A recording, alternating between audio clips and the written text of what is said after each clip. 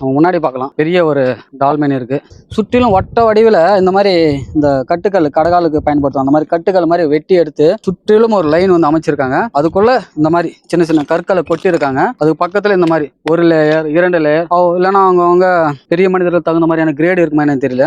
இங்க பாருங்க இந்த மாதிரி கற்களை வந்து கொட்டியிருக்காங்க. இதெல்லாம் உள்ள இருந்து எடுத்திருக்காங்க. அட பாவீங்களா, நோண்டி வச்சிருக்காங்க, கிளீன் பண்ணி வச்சிருக்காங்க. இங்க வந்து பாருங்க, உள்ள காட்டுங்க, உள்ள பார்க்கலாம். நம்ம இங்க அழகா கிளீன் பண்ணி வச்சிருக்காங்க. இங்க இருக்கக்கூடிய இந்த கற்களை எடுத்து இந்த பக்கம் கொட்டி வச்சிருக்காங்க. ஏன்னா இங்க ஏதாச்சும் மிகப்பெரிய அளவுல புதையல்கள் அந்த மாதிரி கிடைக்கலாம் இல்லைங்களா. இந்த வேலை ஏதோ எங்கன்னா கூலி வேலை போய் பண்ணியிருந்தா கூலி எனக்கு கிடைச்சிருக்கும். இது கீழே நம்ம பார்க்கலாங்க. இது வந்து மலையில இருக்கக்கூடிய ஒரிஜினல் மலையோடைய தாய்ப்பாறை. இந்த பக்கம் எல்லாமே சுத்தி எடுத்திருக்காங்க பாருங்க. இந்த கல் வந்து உள்ள புதைக்கலைங்க, கேப் இருக்கு பாருங்க.